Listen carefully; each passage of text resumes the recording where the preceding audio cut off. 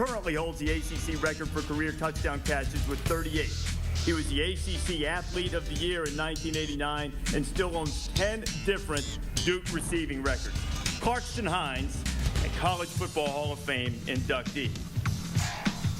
Staying with the receiving corps, into the Hall of Fame from the University of Michigan, Desmond Howard. Desmond played for the Wolverines from 1989 to 1991, and you know, we call him Old One Catch, not because of that grab that many see against Notre Dame and many saw on television there, but because of the grab he made at a Michael Jackson concert and grabbed Michael's hat when he threw it into the stands. You know nobody else was going to catch it if it went in Desmond's direction. He won the 1991 Heisman Trophy, the Maxwell Award, and the Walter Camp Player of the Year Award. A first-team All-American, became the first receiver in history to lead the Big Ten in scoring while helping the Wolverines to 3 conference titles and a pair of Rose Bowls. He holds the Michigan record for most touchdowns with 23 and points scored in a single season, and still owns the Big Ten single-season receiving touchdown record with 19 touchdown grabs.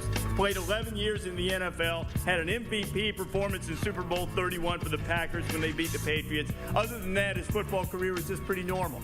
Desmond Howard, our colleague, outstanding Hall of Famer. Congratulations, Desmond, into the Hall of Fame. Our next Hall of Famer is Chet Moeller from the U.S. Naval Academy. He was a defensive back in the mid-'70s and it was unanimous All-America selection in 1975.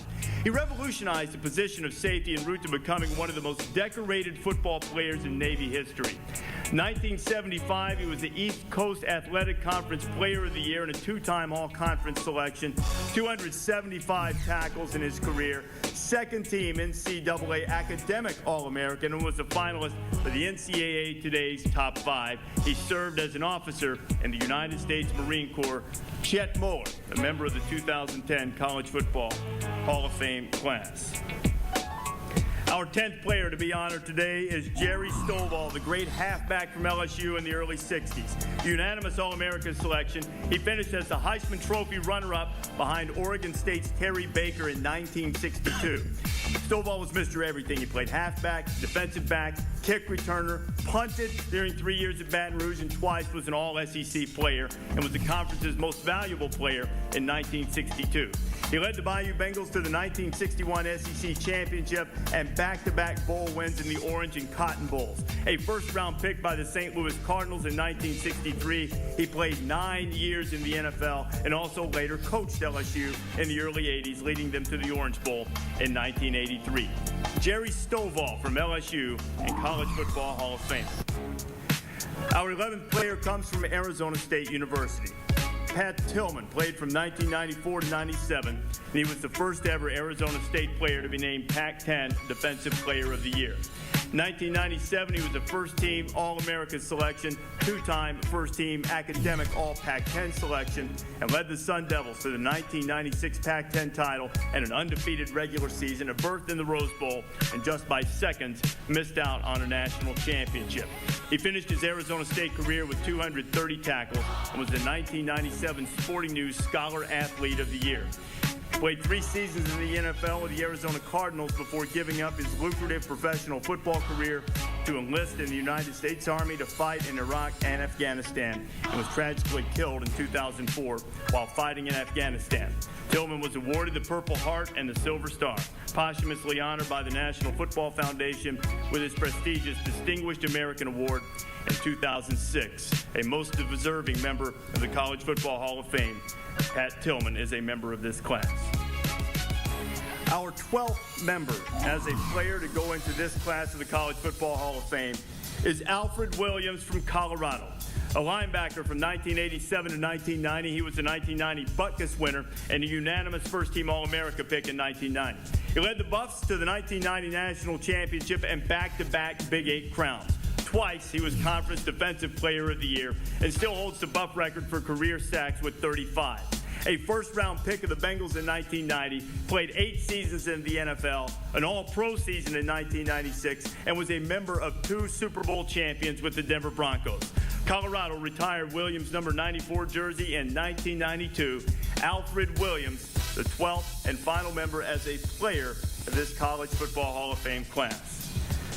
Well, coaches will tell you that Sometimes players make the coach. Sometimes the players will turn it around and tell you that the coaches lift them to excellence that they could not have imagined before. And we have two coaches who are very deserving of going into the College Football Hall of Fame this year. The first one, Barry Alvarez from the University of Wisconsin. Alvarez was the head coach of the Badgers from 1990 to 2005, and he is the winningest coach in Wisconsin history. Claimed 3 Big Ten championships, and to understand the turnaround that he fostered in Madison, Wisconsin had been 9-36 in 4 years before his arrival. He holds the distinction as the only coach in Big Ten history to win back-to-back Rose Bowls, and he owns the highest all-time bowl winning percentage for coaches with at least 11 bowl appearances, having won 73% of his bowl games. He joins College Football Hall of Fame coach Woody Hayes as the only 2 coaches to win 3 Rose Bowls, and he was named Bobby Dodd National Coach of the Year and the American Football Coaches Association National Coach of the Year in 1993. He had 12 first-team All-Americans, 62 first-team All-Big Ten players, and 2 National Football Foundation National Scholar athletes. Barry Alvarez as a coach into the College Football Hall of Fame. And our final member of this class is also a coach. Gene Stallings, head coach at Texas A&M in the 60s and Alabama in the early 90s. Stallings won the 1992 national championship with the Crimson Tide with a perfect 13-0 season and a victory over Miami in the Sugar Bowl. Put together a 28-game winning streak during his tenure in Tuscaloosa. He, too, was named the American Football Coaches Association Coach of the Year, the Eddie Robinson Coach of the Year, and Walter Camp Coach of the Year in 1992. He played at Texas A&M, College Football Hall of Fame coach Bear Bryant.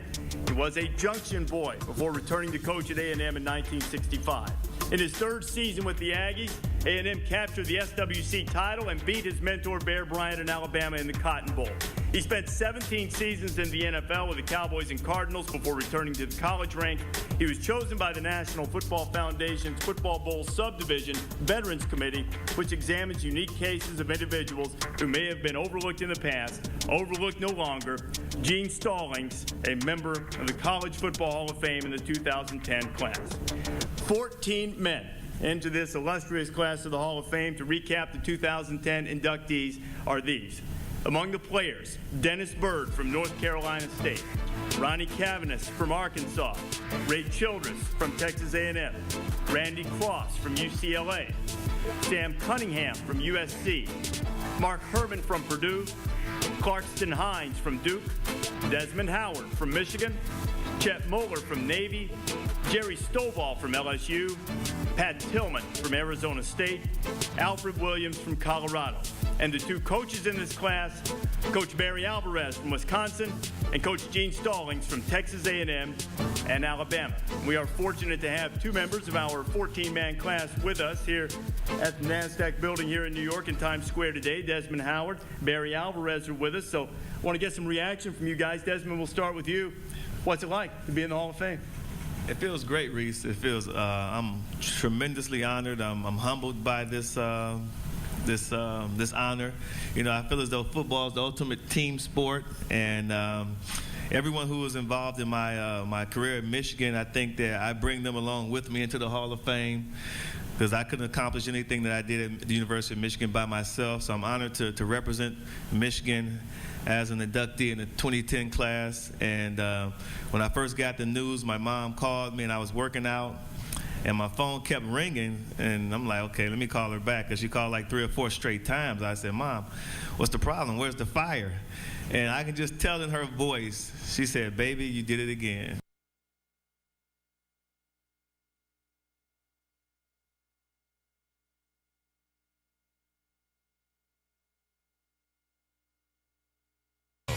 But to get the most out of every style, you need hair that's